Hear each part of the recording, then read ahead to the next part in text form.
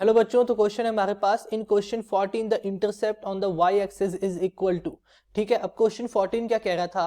तो question 14 says the representing the stopping potential v along the y axis and 1 by lambda along the x axis for a given photocathode the curve is straight line the slope of which। ठीक है, तो देखो एक हमने एक curve लिया है, ठीक है, उस एक हमने फोटोकैथोड का एक हमने कर्व बनाया, ठीक है।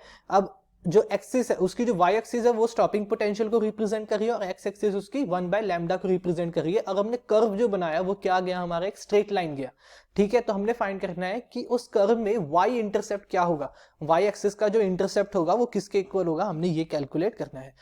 तो देखो सबसे पहले तो हम यहाँ पे स्लोप की बात करें, अगर स्लोप भी मुझे निकालना पड़ेगा कि स्ट्रेट लाइन का स्लोप क्या होगा।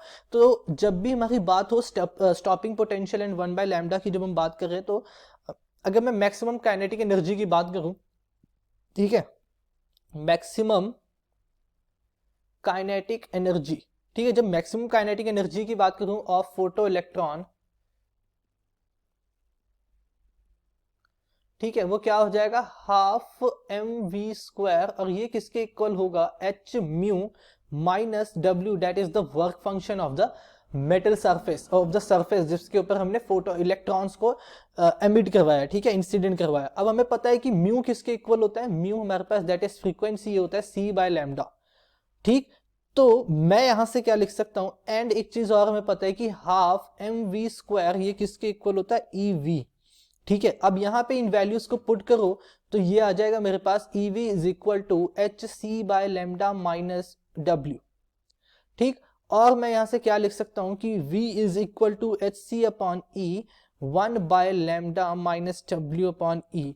ठीक है, तो अगर मैं इस कर्व इस ग्राफ को ध्यान से देखूं तो v मेरा क्या रिप्रेजेंट करता था, y एक्सेस जनरल इक्वेशन होती है हमारे पास y equals to M X plus C. ठीक है, और यहाँ पे x क्या रिप्रेजेंट कर रहा था, 1 बाय लैम्डा, y क्या रिप्रेजेंट कर रहा है, v को। ठीक, तो 1 बाय लैम्डा ये रहा, यानी कि स्लोप 1 बाय लैम्डा के साथ जो टर्म होती है उसको मैं क्या बोलता हूं, स्लोप बोलता हूं। ठीक है, तो स्लोप क्या आ जाएगा यहां से हमारे पास, slope is equal to H C by E. ठीक है, हमें क्या फाइंड करना था, y इंटरसेप्ट। y इंटरसेप्ट क्या होता है, c is the y intercept. ठीक है, इक्वेशन में, इस इक्वेशन में c क्या रिप्रेजेंट करता है, हमेशा y इंटरसेप्ट को रिप्रेजेंट करता है, जिसकी वैल्यू क्या होगी, c equals to minus W upon E, minus W upon E. तो ये वैल्यू होगी हमारे पास c की, यानी कि x एक्सिस पे इंटरसेप्ट की वैल्यू होगी। ठीक है, माइनस डब्ल्यू अपॉन ई, यानी कि ऑप्शन 2 हमारा करेक्ट है। I hope you understand it well, thank you.